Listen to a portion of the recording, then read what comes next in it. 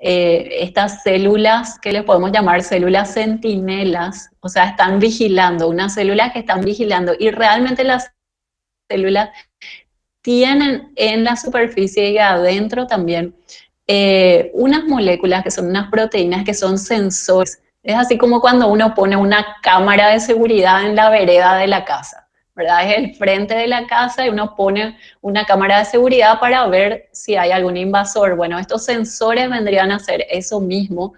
Eh, Cuando se unen a un virus o a una bacteria, detectan que es algo extraño. Esa es la gracia. O sea, esta cámara, además de filmar, digamos, que el invasor, el patógeno, también ya se da cuenta que algo es extraño, digamos que tiene como un reconocimiento, como si la cámara tuviera un reconocimiento facial. De hecho, estas moléculas se llaman receptores de reconocimiento, porque reconocen estructuras que están en los virus y en las bacterias, en los parásitos, pero no está en nuestro organismo humano. Entonces reconoce y se da cuenta que es algo extraño y manda una señal dentro de la célula, una señalización dentro de la célula hasta el núcleo. ¿Por qué hasta el núcleo de la célula? Porque en el núcleo de la célula está el disco duro de la célula, el ADN, ese que decíamos que era como el disco duro donde está toda la información.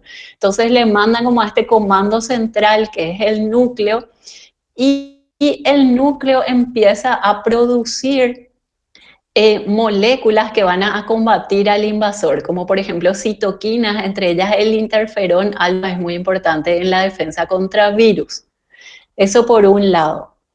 Además de hacer esto, esta célula centinela también lo que hace es presentar, capturar a este virus o bacteria, destruirle y después presentar pedazos de este virus o bacteria a los linfocitos, que son parte de la inmunidad adaptativa, y le presentan los linfocitos T y a los linfocitos B. Los dos linfocitos tienen diferentes funciones, pero en síntesis lo que hacen es destruir al virus en este caso. Dentro de los linfocitos T, por ejemplo, tenemos los linfocitos T citotóxicos, que lo que hacen es destruir a la célula propia que está infectada. O sea, nuestra propia célula es destruida, pero como decíamos, el virus tiene que entrar dentro de nuestra célula. Entonces, a veces el único camino que queda para eliminar la infección es destruir nuestra propia célula. No importa, total van a ser unas pocas células las que están infectadas y no va a ser un gran daño al organismo, pero sí va a ser muy beneficioso porque se destruye la célula propia y al mismo tiempo se destruye el virus que está dentro de la célula. Y después tenemos los linfocitos B, que también son muy importantes, porque voy a pasar a la siguiente, porque los linfocitos B producen estos anticuerpos que son estas proteínas, entonces con forma de Y, y estas proteínas lo que hacen es destruir a los patógenos, a los virus y las bacterias. De hecho, un nombre así que le pusieron de fantasía a los anticuerpos es que son unas balas mágicas, porque se unen con mucha especificidad a la bacteria o al virus que invadió y destruyen. Hacen directamente agujeros en la superficie del virus o de la bacteria a través de algo, de otra proteína que activan, que es el complemento. Los anticuerpos también tienen otras funciones. Por ejemplo, como es una Y, tiene dos patas y va juntando varios virus entre sí, entonces genera como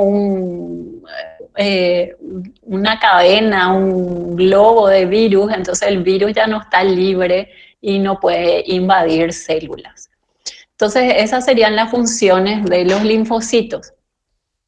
Y acá en esta figura vemos en amarillo entonces al coronavirus, y en celeste se ve la Y, que es el anticuerpo. Acá es lo que yo les decía, que muchos virus pueden ser rodeados por anticuerpos, entonces en esa forma el grupo que se llama aglutinación o agregación, ya el virus ya no puede infectar la célula y muere. Eso después viene otra célula que come o fagocita esta basura que queda, ¿verdad?, de anticuerpo y virus y desaparece. Es una forma de eliminar.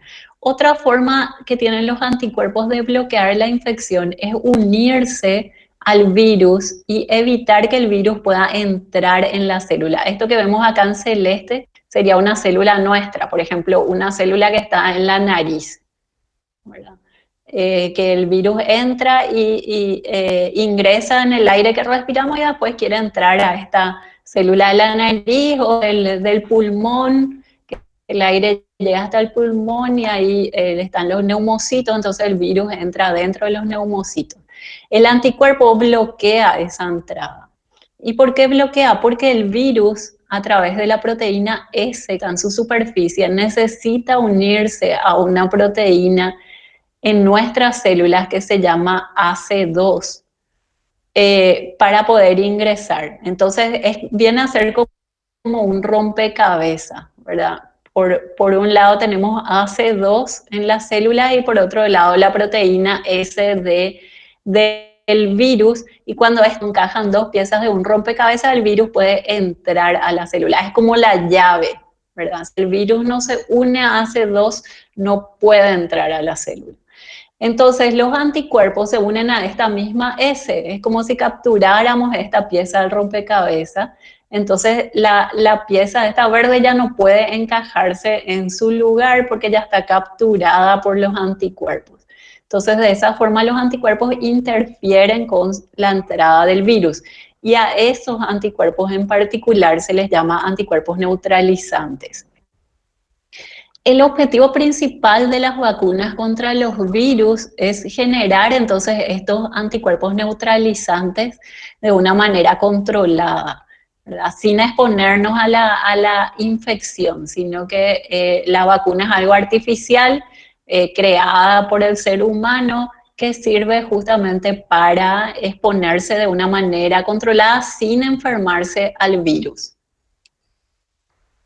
Bueno, continuando entonces un poquito más con respecto a los anticuerpos, al comienzo de la pandemia no se sabía si se producían, se sospechaba, ¿verdad? Pero hay que comprobar, como decíamos al comienzo, todo hay que comprobar. Entonces se empezó a ver en los primeros pacientes con SARS-CoV-2, los chinos, porque empezó la primera detección fue en China, entonces en China también ya enseguida los investigadores empezaron a ver si había anticuerpos en la sangre de los pacientes. Y se vio, ¿verdad?, una producción de anticuerpos en los pacientes infectados por el nuevo coronavirus. Dentro de los anticuerpos, esto por si escuchen, ¿verdad?, entre los test de anticuerpos tenemos dos tipos que tienen nombres así, en inmunología todos los nombres son siglas raros. El otro día escuché un chiste que decía que los nombres en inmunología parecen password de alta seguridad, porque todos tienen letras, números, es como cuando te piden en la contraseña que tenga una mayúscula, que tenga una minúscula, que tenga un número, bueno, así muchas cosas en inmunología. Pero lo que es anticuerpos, entonces tenemos dos tipos principales, IgM e IgG. La IgM es un tipo de anticuerpo que aparece primero, lo que se vio es que más o menos 5 a 7 días después de que empiezan los síntomas de la infección por SARS-CoV-2 aparecen en la sangre, y la IgG aparece un poco más tarde, más o menos 9 días, en algunos pacientes tarda más, 14, 15 días en aparecer. Este es un trabajo también ahora de marzo del 2020 en que vieron estos anticuerpos, y otro trabajo que hicieron en pacientes infectados en Nueva York, vieron que aproximadamente a los 20 días después de empezar con los síntomas, casi el 100% de las personas infectadas ya tenía anticuerpos detectables en sangre. Bueno, entonces los anticuerpos tardan un tiempo, desde que empiezan los síntomas hasta que puedan ser detectados en sangre. Decimos en sangre porque el análisis se hace en sangre, así como cuando ustedes se van a hacer un análisis de sangre, se le toma una muestra, ¿verdad? Y ahí en circulación están estos anticuerpos. Con respecto a los test, ¿verdad? Tenemos en todas las infecciones, de hecho, dos formas principales de detectar la infección. ¿Qué es eso? Es saber si nos infectamos con un virus. Por un lado tenemos pruebas que lo que hacen es buscarle al virus. Entonces tenemos la prueba de PCR o RT-PCR, que es lo que ahora se está haciendo en hisopado de la nariz y la boca, o sea, hisopado nasofaríngeo de la nariz y de la faringe. Y este PCR lo que hace es detectar este ARN del virus. O sea, buscar en ese hisopado, que lo que es como un cotonete, ¿verdad? Ahí se llevan células de nuestra nariz y de la faringe, y en esas células entonces se busca si hay ARN del virus, ¿sí? Ahora también ya en Estados Unidos se lanzaron los test en saliva. Vamos a ver si eso con el tiempo va cambiando y en vez de tomar con este hisopo, a lo mejor se puede hacer en saliva, ¿verdad? Otra cosa que se busca en los virus para ver es el antígeno, que puede ser también en un hisopado, en saliva. El antígeno ya es ver estas proteínas que vemos en rojo, o sea, detectar estas proteínas que vemos en rojo. Entonces, por un lado tenemos estos test que lo que hacen es detectar al virus. Y, y eso sirve temprano, o sea, si tuvimos contacto con una persona que es positiva para COVID-19, más o menos el promedio de desarrollo de síntomas, si vamos a desarrollar síntomas, es más o menos 7 días. Y ahí empezamos con los síntomas. Y más o menos entre el quinto y el 9 día es el día ideal para hacerse estos test y encontrarle al virus, porque en ese momento hay mucho virus. Después, por otro lado, tenemos los test de anticuerpos, IgM, IgG, que son los test rápidos, ¿verdad? Que, como dijimos antes, los anticuerpos son proteínas propias de nuestro organismo que se desarrollan frente al virus, y esos anticuerpos ya tardan un poco más. O sea, habíamos dicho más o menos 20 días desde que empiezan los síntomas, todos ya deberían tener anticuerpos, pero es mucho tiempo para indicar si uno está con la infección, porque en realidad lo que se está haciendo mucho el test es para decirle a la persona si usted está infectado, ¿verdad? Si son 20 días después, vamos a encontrar anticuerpos, pero en ese momento la persona ya no va a tener virus o ya no va a contagiar. Lo que sí nos va a indicar el anticuerpo es que estuvo expuesto al SARS-CoV-2, o sea, que estuvo infectado por SARS-CoV-2. Bueno, otro antecedente que hay es un antecedente muy interesante que trata sobre los tripulantes de un barco pesquero. ¿Por qué es interesante? Porque, bueno, ya sabíamos más o menos en marzo, ¿verdad? Ya habían varios trabajos que decían, bueno, frente al SARS-CoV-2 hay anticuerpos, se producen anticuerpos y hay anticuerpos neutralizantes, ese que decíamos que bloquea la entrada del virus a la célula. Pero la pregunta era, ¿será que esos anticuerpos realmente protegen a la persona que está teniendo anticuerpos? Entonces es muy difícil hacer, o poco imposible, y muchas veces no se puede por ética hacer ensayos en personas, ¿verdad? Lo que se hace mucho es en modelos animales. Pero ¿qué pasó? Acá sin querer, digamos, se tiene un antecedente, porque en Estados Unidos, en la zona de Washington, eh, hay mucha pesca, ¿verdad? Barcos pesqueros, y estos barcos salen con sus tripulantes por mucho tiempo a alta mar. O sea, más o menos un mes ellos están en alta mar. Imagínense, en un barco es un lugar pequeño. Entonces, ahora, ¿cómo hacemos con la pandemia para que sigan funcionando estos barcos que tienen que seguir trabajando? Entonces, lo que se hace es testearles antes, unos 2 días antes de que zarpe el barco, se le hace el PCR y se le hizo un test de anticuerpos. Y eran más o menos 120 tripulantes, y en la partida encontraron que 3 personas tenían anticuerpos neutralizantes. ¿Qué significa esto? Que ya habían estado expuestos, ya se habían infectado a SARS-CoV-2, pero todos los 120 eran negativos para el PCR, ¿verdad? Durante el viaje, que duró más o menos 35 días, hubo un brote de SARS-CoV-2. Por ahí ustedes van a decir, ¿y como si todos tenían su hisopado PCR negativo?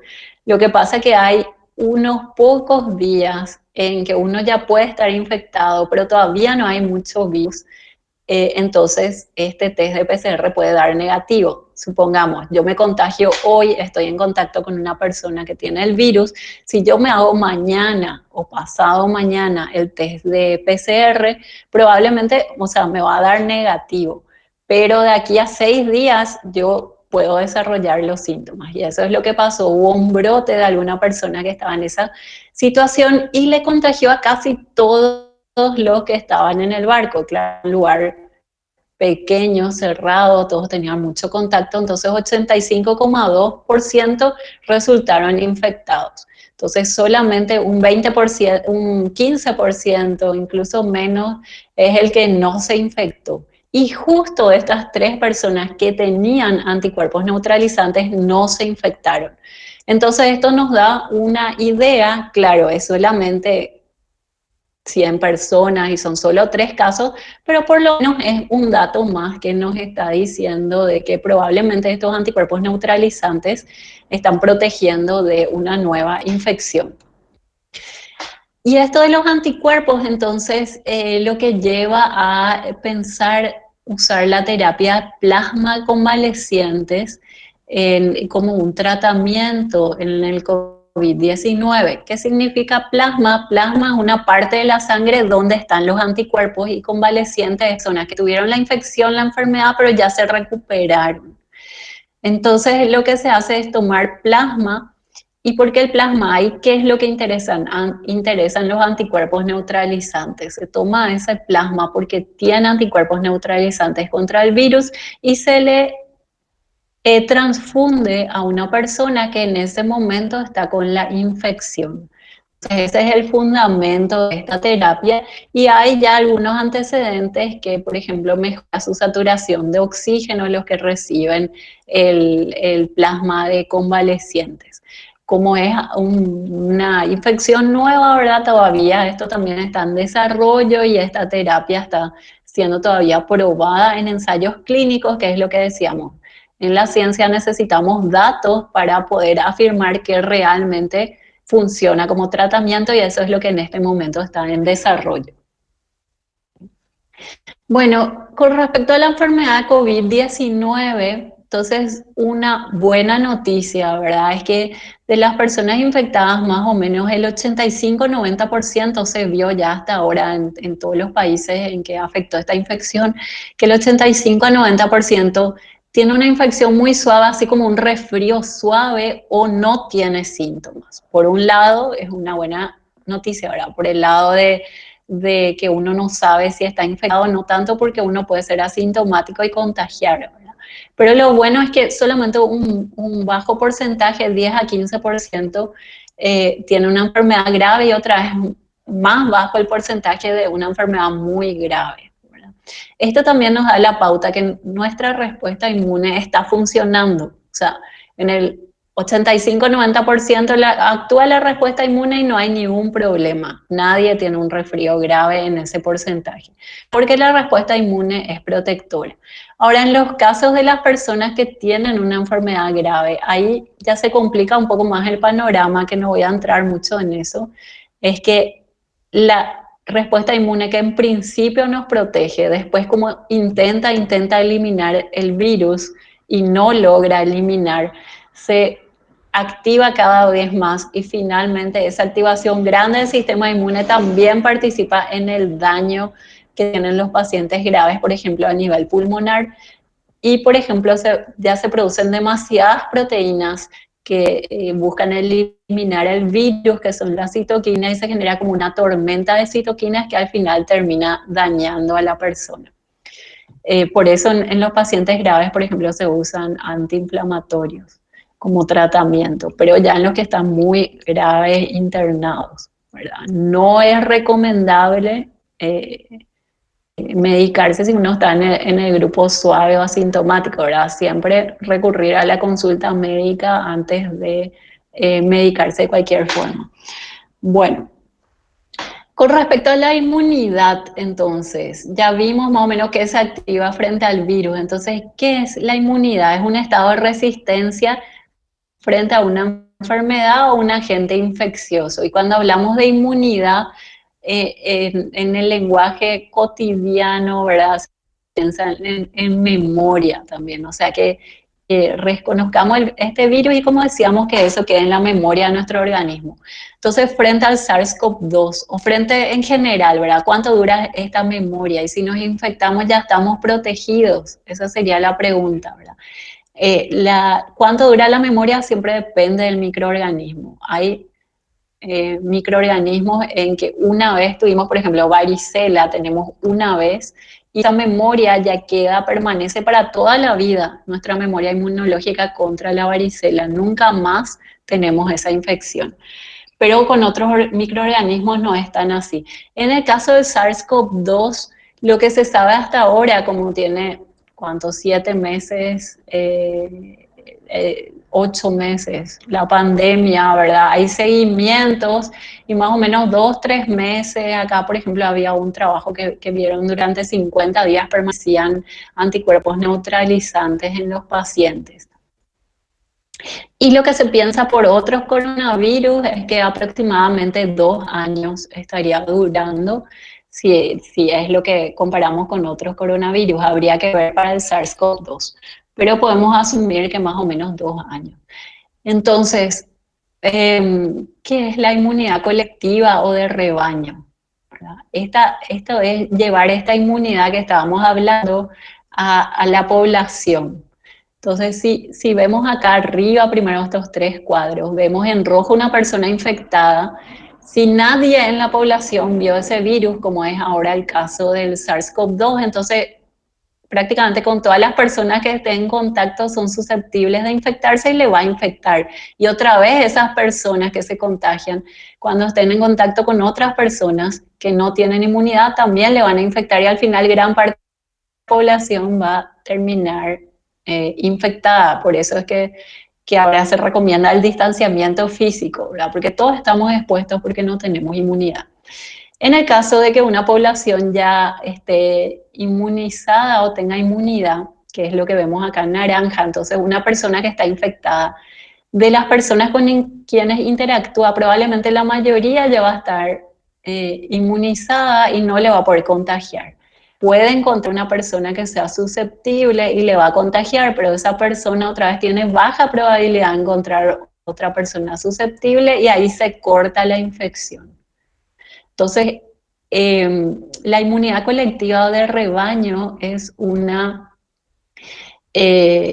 término que se usa para indicar que la mayor cantidad de la población está inmunizada, entonces eh, puede defender a algunos individuos que no están inmunizados porque el virus no le llega, se corta esa transmisión. Y porque hay algunas personas que no están inmunizadas, eso pasa con todas las vacunas, no el 100% a lo mejor responde a una vacuna, pero como la mayoría sí se inmunizó, entonces esas personas o que no pudieron recibir la vacuna por algún tema médico, también están protegidas. Nuestra inmunidad de rebaño es muy importante, inmunidad colectiva, porque hace que desaparezcan enfermedades. Por ejemplo, la viruela desapareció porque se empezó a vacunar masivamente. Entonces, en este caso vemos el número de casos en miles, ¿verdad?, de viruela en los años, antes de los años 60, y eran miles personas infectadas. Después se empezó a usar la vacuna, ven que acá cayó casi cero. Y hoy en día es cero, no hay más viruela, ¿verdad? Y incluso se dejó de vacunar. Entonces ya no es necesaria porque se generó una gran inmunidad colectiva y estamos ya protegidos de la viruela. De hecho, lo que siempre cuentan es que en Estados Unidos hay unos biobancos de alta seguridad donde están estas cepas de viruela, porque hoy en día ya no se vacuna, entonces estamos expuestos a ese virus. Y por fines científicos se guardan estas cepas, pero súper controladamente. Bueno, con respecto a las vacunas, entonces decíamos que era algo artificial exponernos seguramente al virus o a parte del virus. Y la meta de la vacuna es prevenir la expansión de los patógenos y generar una memoria inmunológica. Entonces, frente a los virus, lo que queremos es que haya producción de anticuerpos neutralizantes y células de memoria. ¿Qué son las células de memoria? Son unos linfocitos del sistema inmune que permanecen en nuestro organismo muchísimo tiempo, incluso algunos toda la vida. Entonces, esas células de memoria, esos linfocitos, después pueden producir anticuerpos y las otras moléculas antivirales cuando nos volvemos a enfrentar al patógeno. En este gráfico vemos que cuando nos vacunamos, después de que pasan los meses, los anticuerpos que se produjeron disminuyen un poco, pero la memoria inmunológica permanece. Entonces, esto es importante, estas células de memoria. Los anticuerpos pueden disminuir, pero las células de memoria permanecen. Por eso ahora hace pocos días hubo un reporte de un caso de una persona de nacionalidad coreana, si no me equivoco, que viajó a España, algo así, y se comprobó que tuvo 2 veces SARS-CoV-2 con intervalos más o menos de 3 meses, pero era una cepa un poco cambiada al SARS-CoV-2. Sin embargo, su nueva infección fue sin síntomas. Entonces probablemente sus anticuerpos ya estaban un poco bajos, pero tenía una memoria. Entonces, por más de que haya una reinfección, esa reinfección va a ser probablemente sin síntomas. Entonces, de igual manera está funcionando esta memoria inmunológica. Bueno, en cuanto a cuándo va a estar la vacuna. ¿Cuándo va a estar la vacuna? Bueno, normalmente el desarrollo de una vacuna lleva varios años. Si nosotros vemos las etapas que tienen que pasar para desarrollar una vacuna, hay primero una etapa de exploración y preclínica, o sea, preclínica antes de pasar al testeo en personas, que más o menos lo normal es que lleve 2 a 4 años, porque hay que identificar qué parte del virus se va a usar, etcétera. Y después vienen los ensayos de fase clínica, que ya son los ensayos en que se testean en personas.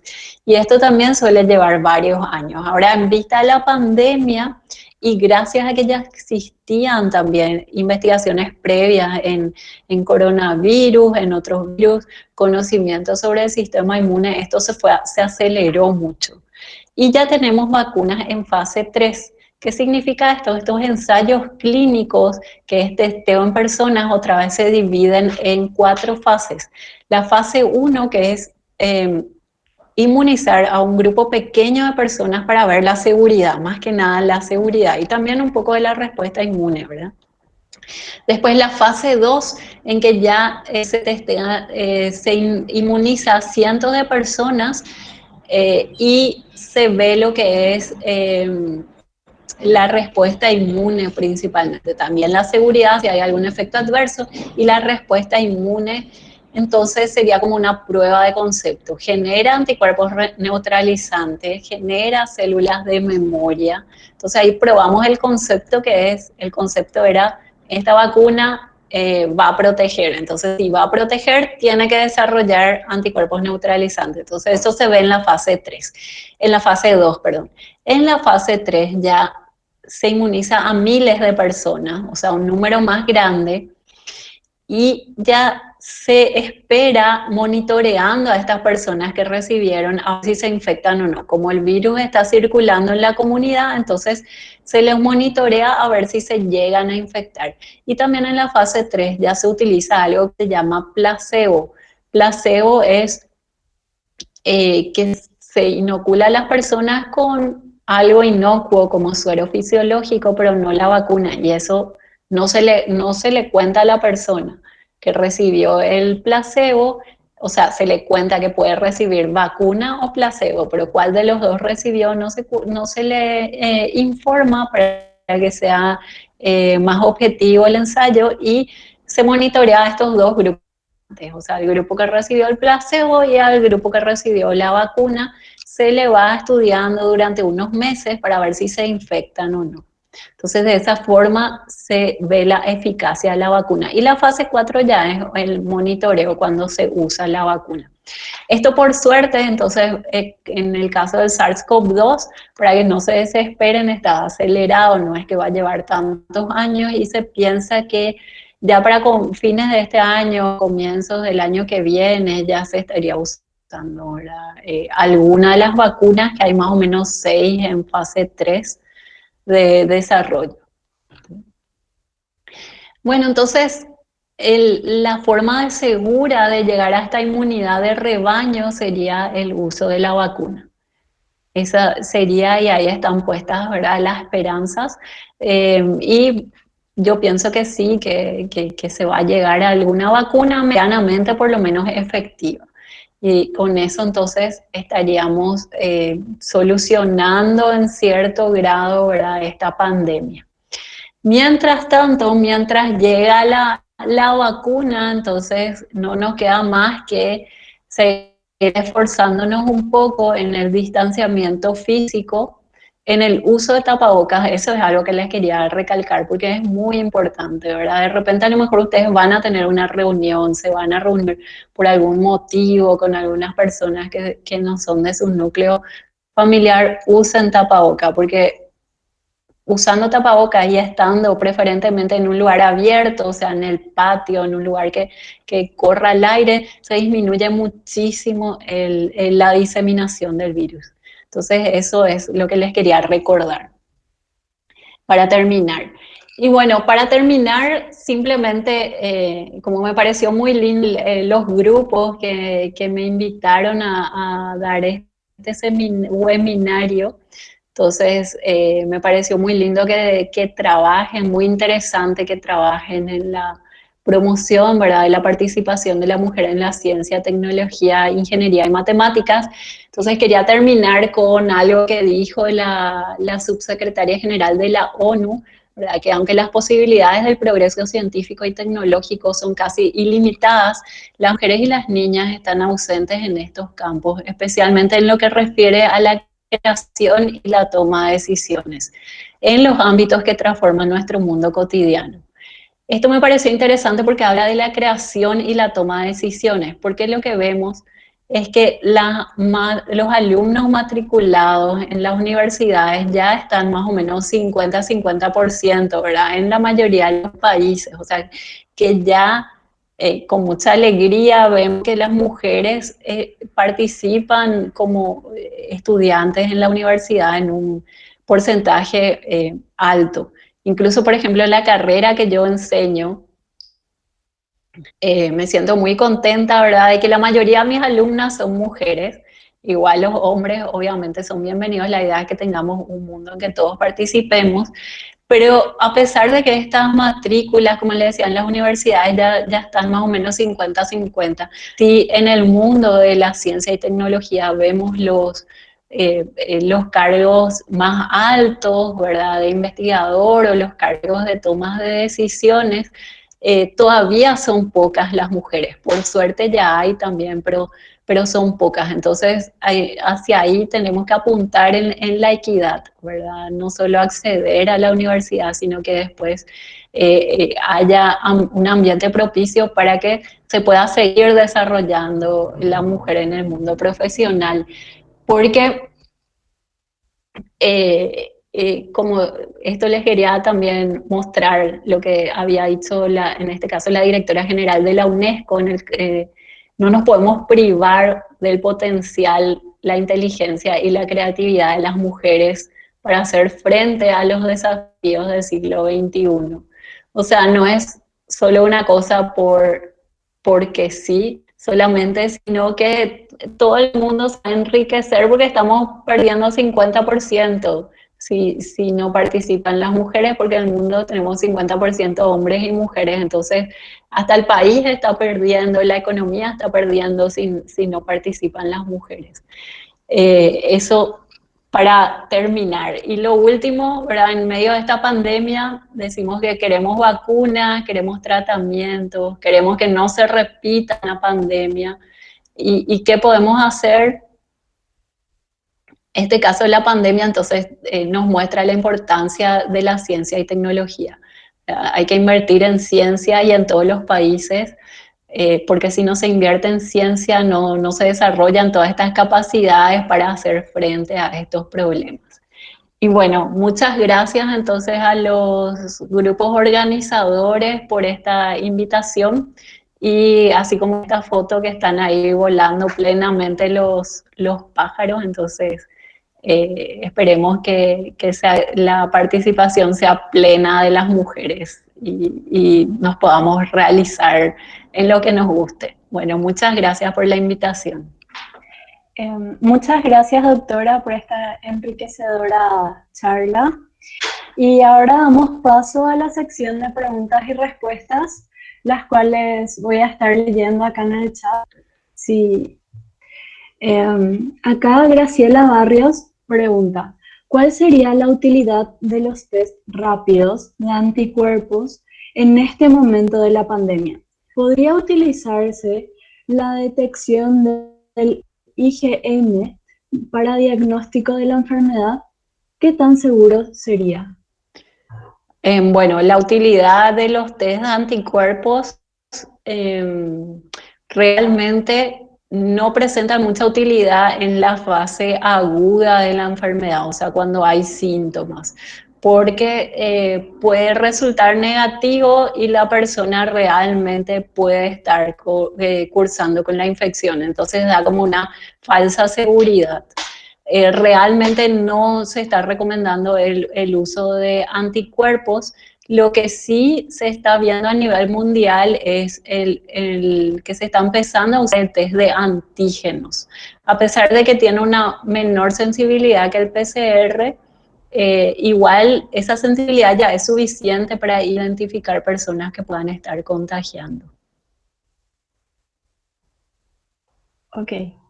Si tienen cualquier duda o consulta, pueden escribir acá en el chat y serán contestadas.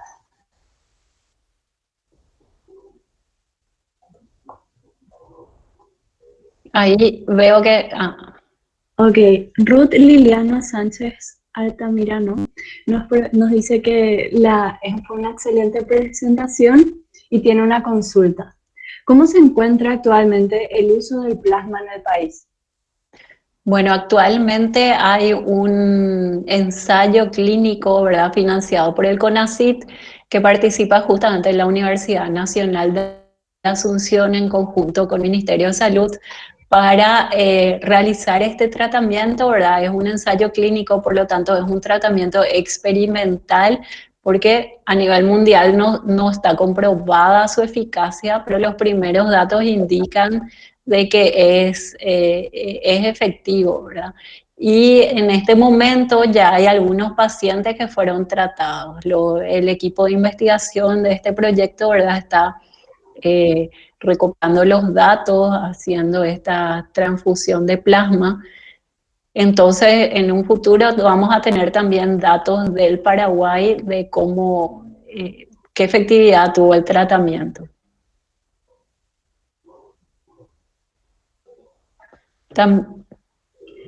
Sí. Acá, si no hay nada más que decir. Bueno. Lina Franco nos pregunta, ¿cuánto tiempo más o menos duran los anticuerpos neutralizantes? Bueno, lo que se sabe hasta ahora de los anticuerpos neutralizantes es más o menos 2-3 meses. Realmente habría que ver las publicaciones de estos días para ver si no, o esperar un poco más, ¿verdad? Unos meses más, porque hasta ahora 2-3 meses hay buenos niveles de anticuerpos neutralizantes. veremos, ¿verdad? De aquí a unos meses, cuando ya la pandemia tenga un año, ahí a lo mejor hay algún otro trabajo que diga que dura un poco más, pero hasta ahora es 2 a 3 meses más o menos se mantienen los anticuerpos neutralizantes. Lucía Cortesi dice, con respecto a la detección de IgM e IgG, ¿podría ser que otra infección viral pueda interferir en los resultados? Hay un trabajo, ¿verdad?, de que habla de que la detección de anticuerpos contra SARS-CoV-2 puede tener una reacción cruzada con dengue. O sea, ¿qué significa eso? Que puede inespecíficamente reconocer también anticuerpos contra el dengue, reconocer el antígeno que usa el test. Sin embargo, son pocos los reportes y más bien en ese caso sería un falso positivo, o sea, que te digan sí tenés anticuerpos contra SARS-CoV-2, pero en realidad era contra otro virus. No tanto que te digan no, es negativo tu test de anticuerpo y que ahí haya habido alguna interferencia, más por ese lado. Eso es lo que puede a lo mejor otra infección interferir. Romina Cardoso pregunta, ¿sería beneficiosa la aplicación de las pruebas de vacunas en desarrollo que se van a realizar en el país? Bueno, en el país, acá en Paraguay, que yo sepa, no se va a testear vacunas. En otros países se van a probar en esta fase 3. Y sí, son seguras, porque estos ensayos clínicos, lo primero que se tiene en cuenta y más importante es la seguridad. No exponerle a ninguna persona a algo que les pueda generar un daño. Entonces pasa por unos controles muy estrictos en las primeras fases para ver que no hay un daño. Acá en el país lo que más adelante, sí, cuando ya esté finalizada la fase 3, entonces sí, ya por lo que vimos en las noticias, ¿verdad? Vamos a acceder también a las vacunas, así como todos los países. Alexandra Cáceres pregunta, ¿se vieron casos de nueva infección antes de los 2 meses en un caso de alta? Bueno, los casos de nueva infección o una reinfección hay pocos datos. Justamente esta semana nomás salió el primer caso registrado, digamos, de una reinfección. Entonces no hay muchos datos de eso. Pero yo no me preocuparía mucho por las reinfecciones porque, como decía, aparentemente sí hay una memoria inmunológica, ¿verdad?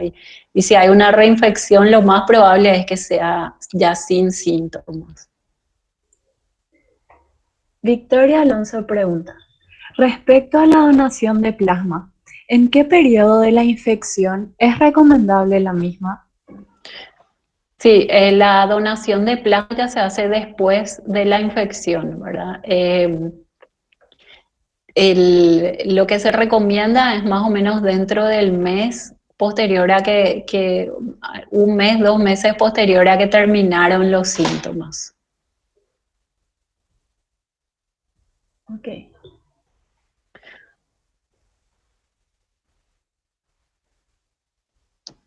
Sí, ahí había una primera pregunta, pero también era el caso de la reinfección, que creo que ya hablamos de eso.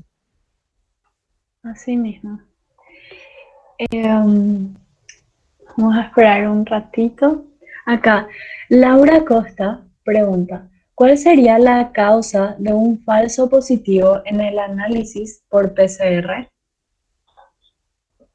Bueno, en ese caso es una prueba por reacción en cadena de la polimerasa y realmente es muy raro que haya un falso positivo, ¿verdad? Porque es un test que tiene mucha especificidad. Eh, entonces, causas en los test podría ser alguna falla, algo así, o no sé, considerar un corte en la detección, porque hay como un corte en lo que se considera positivo ya muy estricto. Entonces, que eso causa un falso positivo, pero en general no hay falsos positivos. Y un falso negativo, vi que ahí preguntaba, bueno, un falso negativo es lo que hablábamos de si uno está recién infectado. Por ejemplo, ayer estuve con una persona con SARS-CoV-2 y hoy me hago el test de PCR, me va a dar negativo, pero yo ya estoy infectada. Por eso que se recomienda idealmente que sean las personas con síntomas y que estén más o menos ya 5 días con síntomas, ahí disminuye muchísimo el valor del falso negativo en el PCR.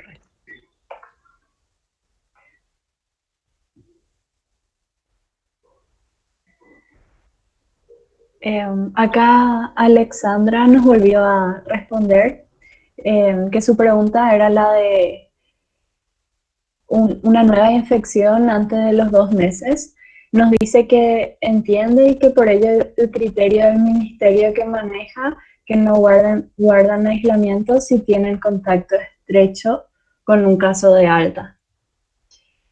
Y yo tengo una pregunta. Sí. En este caso, si es que yo tuve la enfermedad, ¿a los cuántos días podría ya no ser contagiosa? ¿Y hay así un límite de días Sí. exacto?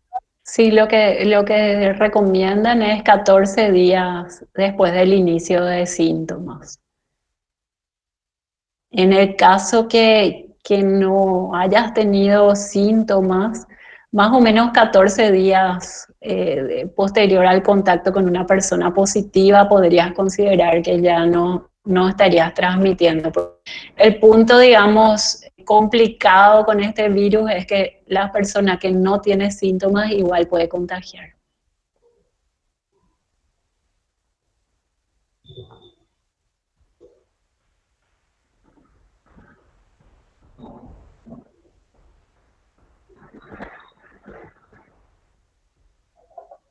Ok. Damos unos minutitos más por si se presenta alguna duda. Y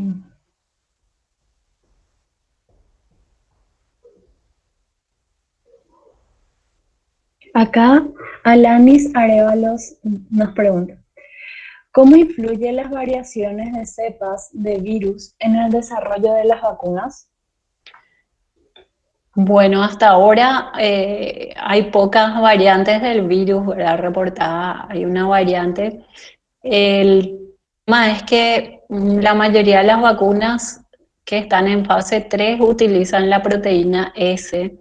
Entonces, solo variaciones en esa proteína podrían influir. Sin embargo, como es una proteína grande, entonces tiene muchos epítopes y igual se van a generar anticuerpos, o sea, por más de que algún epítope a lo mejor cambió, que sería raro, ¿verdad? Pues son pequeños cambios, pero puede pasar, igual va a haber otros anticuerpos contra otros epítopes que van a seguir funcionando, entonces no habría mayor problema. Ahora, a largo plazo sí habría que, si este virus continúa circulando, eh, tendría que ser evaluado, porque, por ejemplo, con lo que pasa con influenza, pero ese virus cambia más que el SARS-CoV-2. Entonces, que aparece una nueva vacuna cada año. En este caso, no sé cómo va a evolucionar y si después esta primera vacuna en desarrollo de aquí a 2 años ya no sirve, eso se va a tener que evaluar. Pero en principio, esas variaciones no creo que afecten mucho la efectividad de la vacuna.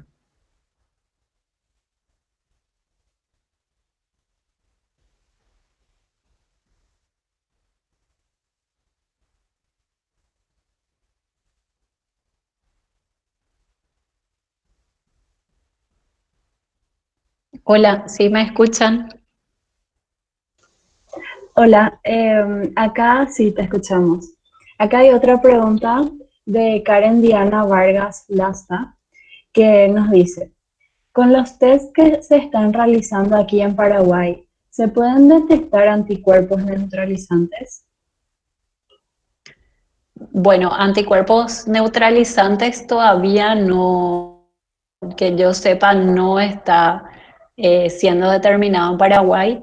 Es una idea que en la Facultad de Química tenemos, ¿verdad? Y queremos llevar adelante. Estamos ahora tratando de llevar adelante eso, porque los test de ELISA hay algunos que orientan hacia test neutralizante, pero para que sea un anticuerpo neutralizante, entonces se tiene que hacer un ensayo de neutralización, no solamente un test de ELISA. Entonces va a llevar un poco de tiempo, esperemos que pronto esté eso funcionando. Acá hay otra pregunta de Leti Paqueña que dice, a la par de los avances de la producción de la vacuna, ¿las investigaciones de los fármacos para tratar la enfermedad están avanzando? Como ya se está dando el uso de la ivermectina, por ejemplo. Sí, ese es otro campo, ¿verdad? Muy importante, quizás yo ahí no mencioné en la presentación, pero el desarrollo de antivirales también es importante y va a ayudar mucho ya al tratamiento de la infección. Así como en influenza, por ejemplo, tenemos vacuna y tenemos un antiviral que funciona con la influenza. Entonces, en este caso también hay muchos estudios de desarrollo de antivirales que están en proceso, ¿verdad? Y en cuanto a la ivermectina, hay antecedentes de que funciona contra el virus in vitro. ¿Qué es in vitro? Es en un cultivo del virus en el laboratorio. Pero el reporte ese que hay es a dosis muy altas de ivermectina, que no serían las que se están utilizando como tratamiento. Entonces, todavía no está 100% comprobado de que funciona la ivermectina. Faltan datos con respecto a eso. Acá, sobre la pregunta de Alexandra Cáceres, nos hizo la aclaración de que se vieron casos de nueva infección antes de los 2 meses de un caso de alta, aclarando que es un caso recuperado que no guarda aislamiento en el caso que haya un contacto estrecho con un positivo. No, la verdad que no tengo ese dato, ¿verdad, a mano? Yo lo que leí es el reporte del caso de esta persona de nacionalidad coreana que tuvo una reinfección. No sé si se refiere a ese caso o es otro caso, pero no sé si me preocuparía mucho por el tema de las reinfecciones, ya que creo que hay una inmunidad que se está generando contra el virus. Sí. Y en el caso de que esa persona se pueda infectar durante 2 meses a otros, pues se cumple casi siempre la regla de los 14 días y después ya no sos infeccioso. Sí, eso es el promedio y lo que se ve, lo que se hace por 14 días.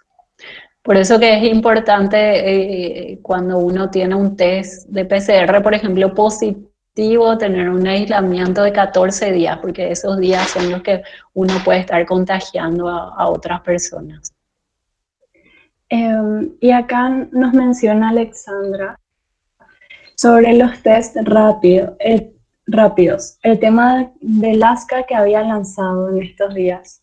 ¿Hay algo que No, quieras contar sobre eso? no sé específicamente de ese test, cuál sería, si es test rápido de anticuerpos, como dijimos, se pueden usar, pero para saber si estuviste con una infección en el pasado, ¿verdad? Unos días, 20 días atrás. Para eso sí sirve. Pero esos 20 días en que no sirve, pudiste haber estado contagiando, ¿verdad? Entonces, no sirve para la fase aguda de la infección, sirve para saber si tuviste en el pasado infección por SARS-CoV-2. Acá hay una pregunta de Adelina Franco. Dice, doctora, ¿se puede generar reacción cruzada con AC contra el dengue? Ahora que estamos cerca de la época de dengue, el dosaje de AC contra el COVID para fines epidemiológicos, ¿no podría generar una sobreestimulación de las personas que se infectaron realmente con COVID? ¿Habría alguna forma de diferenciar esos AC? Bueno, como dije, que yo sepa, hay un solo reporte que creo que era del sudeste asiático que también tiene dengue de esa reacción cruzada, pero estudios epidemiológicos grandes creo que no hay de esta reacción cruzada, por eso habría que ver si realmente es muy relevante. Además, cada vez están saliendo diferentes tipos de test de ELISA de anticuerpo contra SARS-CoV-2, ¿verdad? La mayoría que se usa es contra la proteína N, después también hay test de ELISA contra la proteína S, entonces quizás la reacción cruzada no es igual para todos los test. Entonces, habría que valorar todavía esa importancia de la reacción cruzada. Creo que no es todavía algo definitivo.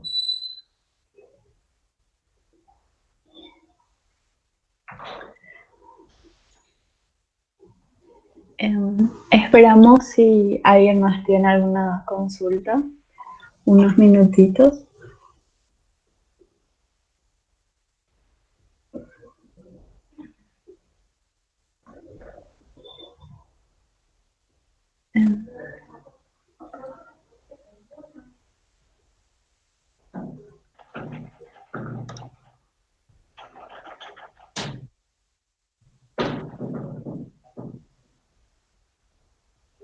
Acá Blanca Gil pregunta, ¿cómo sería el COVID en pacientes inmunosuprimidos? Bueno, los pacientes inmunosuprimidos tienen que tener mucho cuidado, ¿verdad? Ahora todos los cuidados, el lavado de manos, salir lo menos posible, uso mascarillas, porque están, ¿verdad? En un grupo de riesgo que podrían desarrollar, ¿verdad? Eh, Infecciones más graves al tener el sistema inmune deprimido, ¿verdad? Entonces, hay algunos reportes ya de algunos pacientes con inmunodeficiencia que desarrollaron infecciones graves. Entonces, es preferible en este momento, hasta que salga la vacuna, que no se expongan a la infección. Bueno, si no hay más consultas, daremos por finalizada la charla. Te agradecemos mucho por tu tiempo, doctora, por tu predisposición y compartir todos tus conocimientos. También agradecemos la presencia de todos los participantes y recordarles que visiten nuestras redes sociales para futuros eventos que habrán. Así también este webinar quedará registrado en nuestro canal de YouTube. Muy buenas noches a todos y gracias por su presencia y por tu participación, doctora. Bueno, muchas gracias a ustedes y adelante con todas sus actividades.